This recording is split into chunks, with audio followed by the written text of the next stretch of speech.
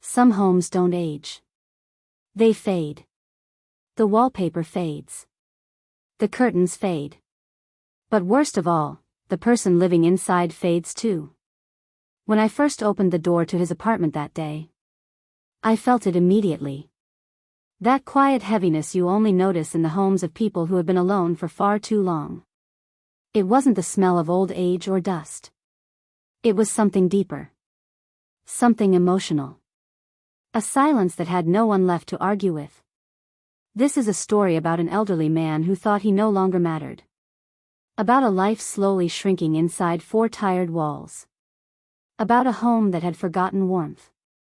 And a young woman who walked in just to help with documents. But ended up giving him something he didn't expect. A reason to feel alive again. I knocked gently, and after a few seconds, his voice came. Thin, trembling, but still trying to sound cheerful. Come in, the door's open. I stepped inside, and the air felt different from usual. He always tried to tidy a little before my visits. But today he clearly couldn't. The apartment wasn't filthy, no. It was simply tired.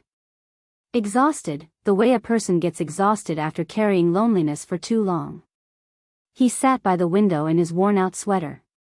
Hands folded, back slightly bent. When he lifted his head to smile at me, I saw something behind the smile. A shadow of quiet defeat.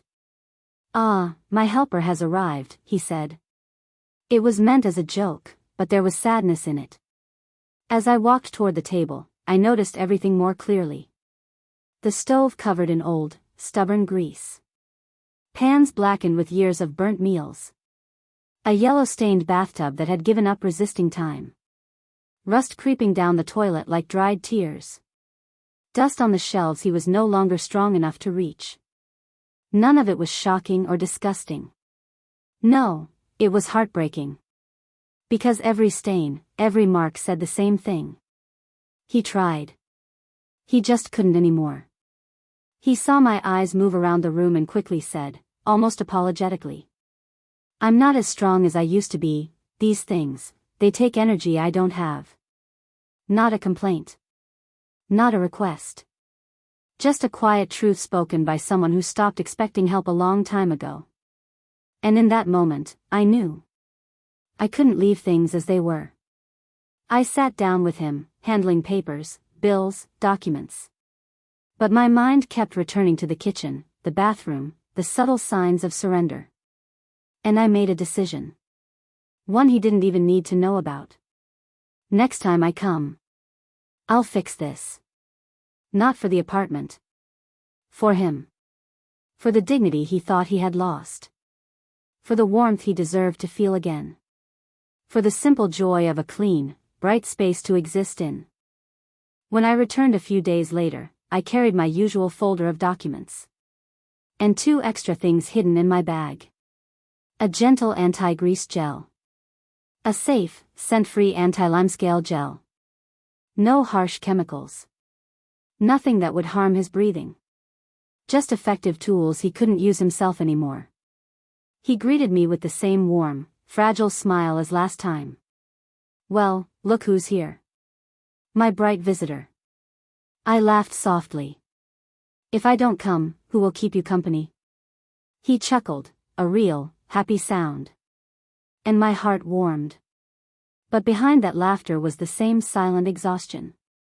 We sat down to sort paperwork, and while he focused on a form, I excused myself quietly. I'll put the kettle on, I said. But instead, I walked into the kitchen with my plan. Up close, the stove looked even worse. Not dirty in a careless way, but in a helpless way. Layers of grease built up from months, maybe years. I applied the gel generously. Watched it settle onto the surface like a second skin. The pans. Black and forgotten. They too got a coat of gel. I slipped into the bathroom. Gel on the cracks of yellow in the tub. On the rust stains in the toilet. I worked faster than he could notice. Quiet, careful, invisible. Then I walked back. He didn't suspect a thing. He talked to me for a long while, telling stories of his youth. How he rode a motorcycle at night to feel free. How he worked in a factory with friends now long gone. How life used to feel big before it shrank into this apartment. His voice was steady, but there was loneliness threaded through every memory. 20 minutes passed. Enough time for the gels to work. Enough time for the apartment to prepare for a small miracle. And enough time for me to feel the weight of what I was about to show him. "I'll just put these papers away," I said casually. And walked back toward the kitchen. Though my heart beat faster with every step. I pushed the door open. And then I froze. Not because something was wrong, but because something was right in a way I didn't expect. The grease. The dark, thick, stubborn grease that had lived on that stove longer than I'd known him was gone. The metal beneath shined like it hadn't in years. The stove looked younger. As if someone turned time back just for it. The pans looked almost new. Not perfect, no, years leave marks. But their surfaces were smooth, clean, revived. And the bathroom? A transformation. The yellow stains were lifted. The rust dissolved. The toilet free from the dark streaks that once looked permanent. I stood there, staring. Feeling the strangest mix of pride and heartbreak. Because nothing in that room told the story of cleaning. It told the story of a man who had been struggling quietly for far too long. But what struck me most wasn't the brightness. It was the thought. He might smile again when he sees this. I heard slow footsteps behind me. The shuffle of slippers on old linoleum. He walked into the kitchen. Stopped. And grabbed the doorframe, as if the sight overwhelmed him physically. His eyes widened. His breath hitched. He took one step forward. Then another. His hand hovered over the surface of the stove. Like he was afraid to touch it. Like it might disappear if he did. "Oh," he whispered. Just one fragile syllable. The kind that carries a lifetime. He placed his fingers on the metal. Then he turned to me. And his whole face crumpled. The kind of expression you see when someone breaks. Not from pain. But from relief. His eyes filled instantly. He pressed his trembling hand to his mouth. To stop the emotion from spilling out. But it was too late. A tear fell. Then another. And then he began to cry. Openly. Freely. With the unfiltered vulnerability of a human being. Who had been holding everything in for too long. I forgot it could look like this, he managed to say. His voice shook, split, failed. And still, he kept touching the stove. As if reconnecting with a part of his life he thought he'd lost forever. I stepped close to him. Gentle, careful, as if approaching someone wounded. "It's okay," I whispered. "You're not alone." And that was when something inside him truly broke. Not in a tragic way. In a healing way. Because loneliness doesn't leave loudly. It leaves quietly. When someone shows up. Cares. Helps. Notices. He pulled a chair out and sat down. Still wiping his eyes with the back of his hand. "I used to keep everything spotless," he said softly. "My wife and I, we always took pride in our home."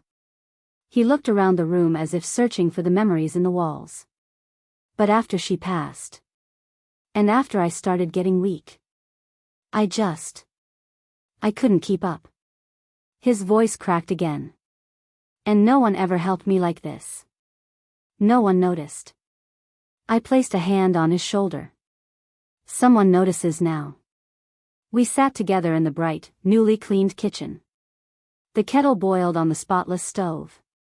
A simple sound that suddenly felt hopeful. He poured tea slowly. Hands still shaking. Tears still drying on his cheeks.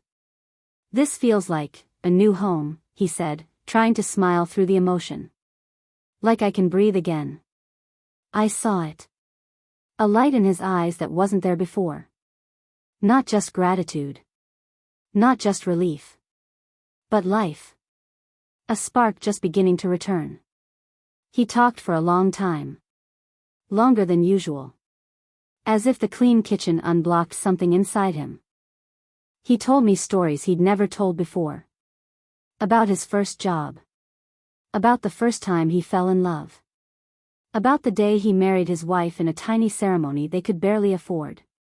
About how she loved a spotless kitchen and always cleaned while humming old songs. And then he said something that hit my heart like a knife. I didn't realize how ashamed I had become. I didn't want anyone to see the place. I didn't want anyone to see me like this. He paused. But today, you gave me back a piece of myself. For the first time since I started visiting him. The apartment didn't feel heavy anymore. The air felt lighter, clearer. As if the walls themselves were relieved. Some homes don't need renovation. They just need attention. And as we sat in that little kitchen, with the freshly cleaned stove shining behind him, I realized how deeply the state of a home reflects the state of a soul. He took a careful sip of his tea. You know, he said. When you get old, the world shrinks. But the silence grows. I listened, letting him talk. He needed to speak more than he needed answers. My days are all the same now. Wake up, take my pills, sit near the window. Wait for someone to call. But no one calls anymore. He looked at his hands. They forget, you know. People forget. Not with bitterness. With acceptance. A quiet surrender. And then you showed up today, he continued. And suddenly, it feels like my home woke up. Like I woke up. His words were simple. But the truth inside them wasn't. After tea, he insisted on showing me the living room. It was small, crowded with memories. A faded carpet with patterns from the 70s. A bookshelf sagging under old photo albums. A dusty radio he still listened to every morning. A large armchair with a worn-out blanket folded neatly on top. Framed wedding photos on the wall. Showing him and his wife when they were young, glowing, full of life.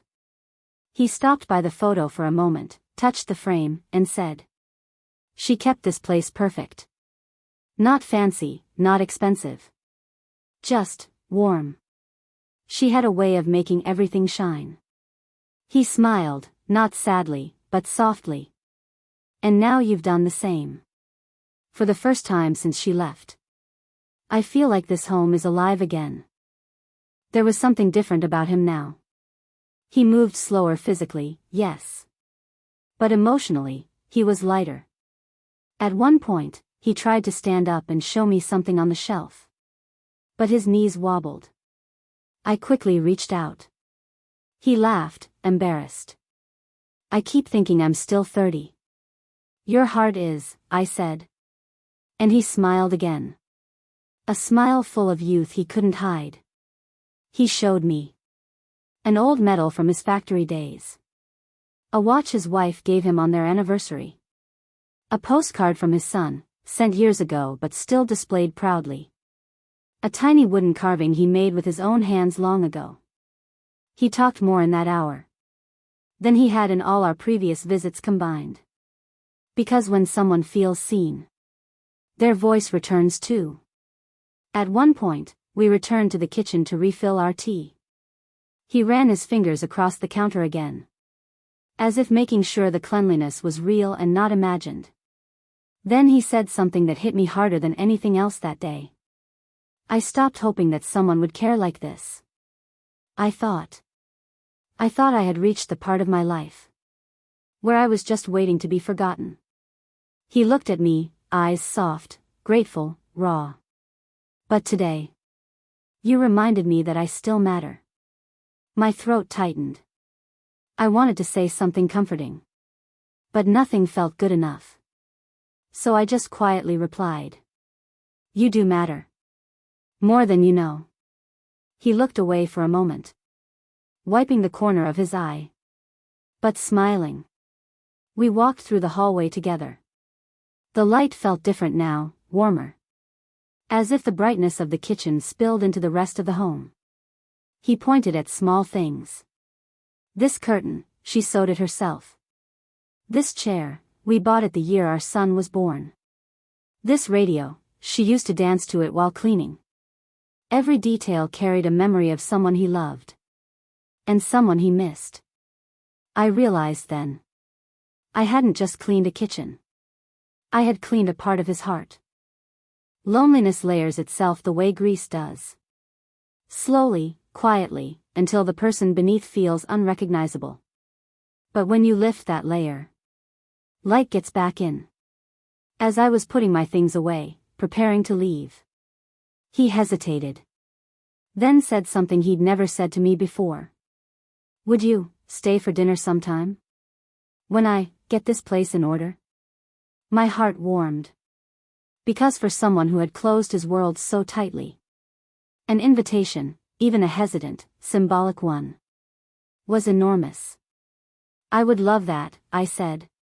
He nodded, touched again by emotion. It's been a long time since I felt like hosting anyone. And that, was the clearest sign of all. The man who once shrank into silence was slowly expanding back into life.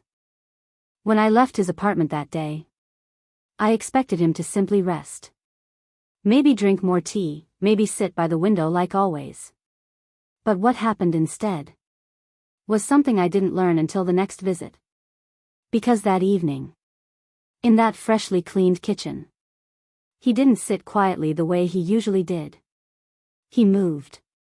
He walked around the apartment with a kind of restless purpose. Touching the stove again and again. Running his fingers across the counter. Opening and closing cabinet doors. As if rediscovering a place he thought he'd lost forever. He told me later. I couldn't sleep that night. Not from anxiety.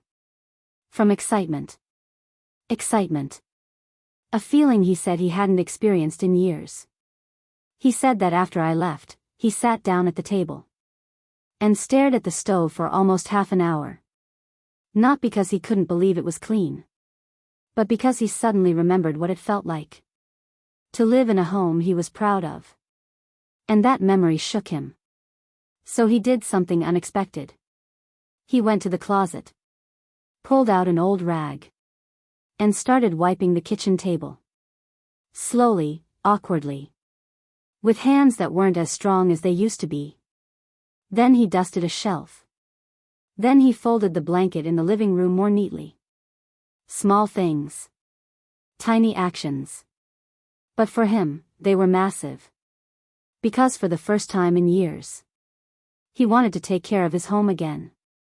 I felt like I had a reason, he said. A reason to make this place look nice. A reason to keep going. That night, around 9, he made a phone call. Not to me. Not to a doctor. Not to a service. He called his neighbor. A man he hadn't spoken to in months. He told him. Come by for tea sometime. My place is a bit brighter now. Just that one sentence. Simple. Tentative. But it was a victory. For someone who had been too ashamed to let anyone inside his home.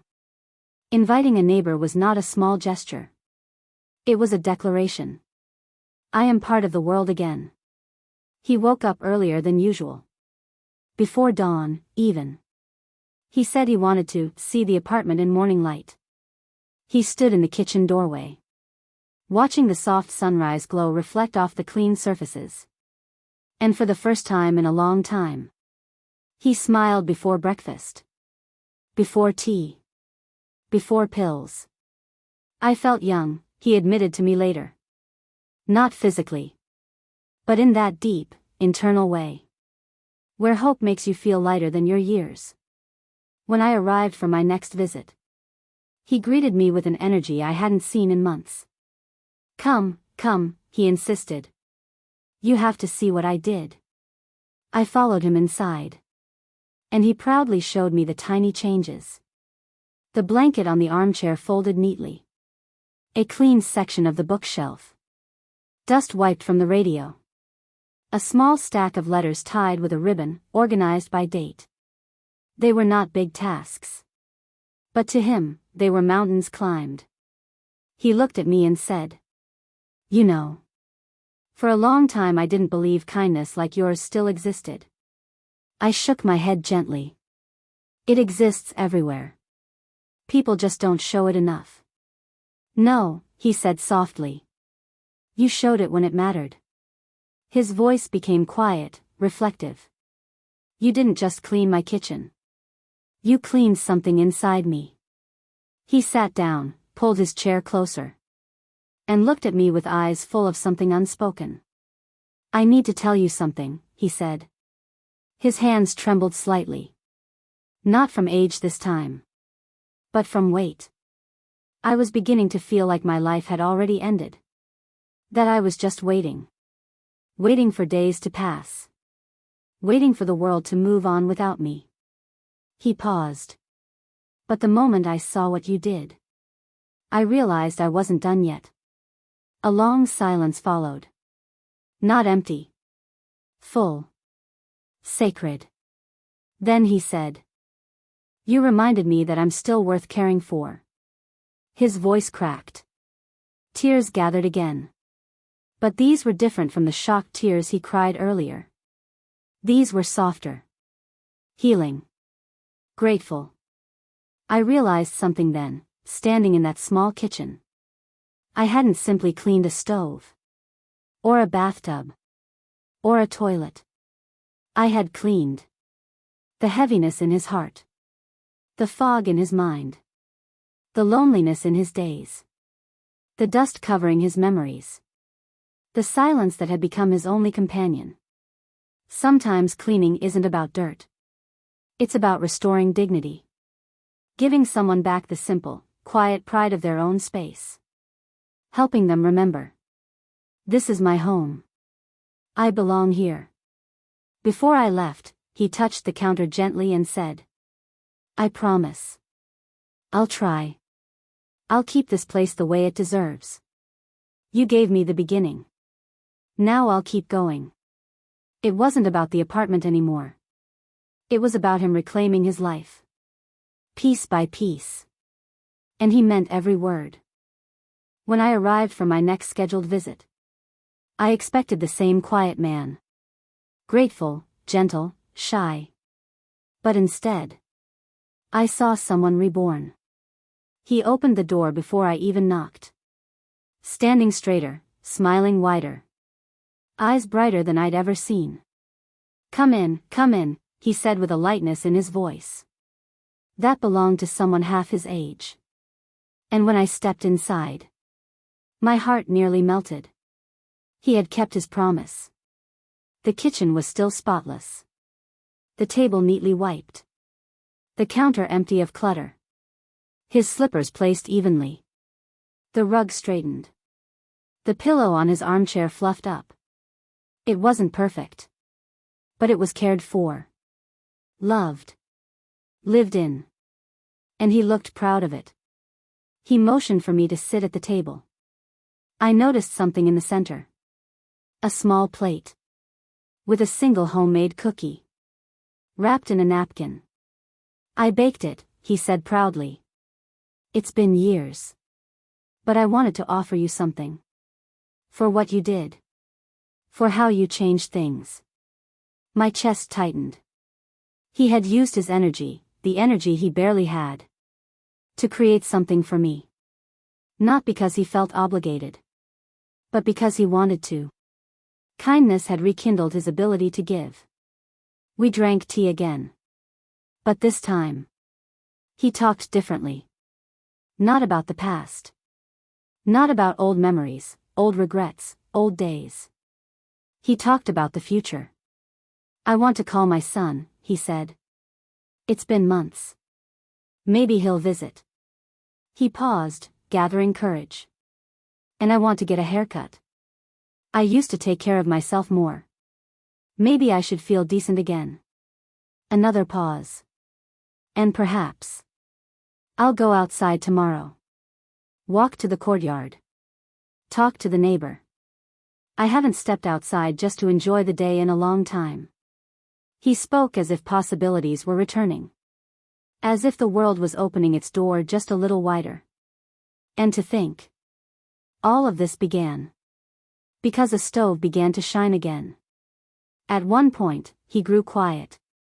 I want to tell you something, he said softly. I waited. You didn't just clean my kitchen, he continued. You cleaned away the feeling that I had already been forgotten. He looked down at his hands. For months, I felt invisible. Like I was fading day by day. But you saw me. He looked up again, tears glistening. Not heavy, not desperate. But grateful. You reminded me that I am still someone worth caring for. And that brought me back. I felt tears sting my own eyes. Because I understood exactly what he meant. Loneliness is not the absence of people. It's the absence of being seen. And for the first time in years, he felt visible again. Before I left, he walked me to the door. Something he rarely did before. He straightened his shoulders, looked around his home with quiet pride, and said, "Next time you visit, maybe we can cook something together." It was simple. Ordinary. But to him, it was monumental. A sign that life had not abandoned him. A sign that he could still create warmth. Still share moments. Still be alive in his own home. When I stepped out into the hallway, I felt a warmth in my chest that stayed with me the whole day. Not because of cleaning. Not because of duty. But because one act of kindness had reopened the door to a life that had been quietly closing. This isn't a story about grease. Or limescale. Or cleaning products. It's a story about dignity. About how fragile the human heart becomes with age. About how easily loneliness can settle into a home. Like dust on shelves. Invisibly, quietly, painfully. And it's a story about how even the smallest act, a bit of cleaning, a kind gesture, a moment of attention, can restore something sacred. A person's belief that they still matter. There are thousands of elderly people living in apartments just like his. Forgotten by families. Overlooked by society. Left alone with fading memories. Sometimes, they don't need money. Or expensive gifts. Or speeches. They need someone to step inside their world. And wipe away the silence. Someone to say. Without words. You're not alone. Your life still has value. If this story teaches anything, let it be this. A clean home can save a life. A visit can heal a heart. And kindness, even the smallest, quietest kind, can return a person to the world.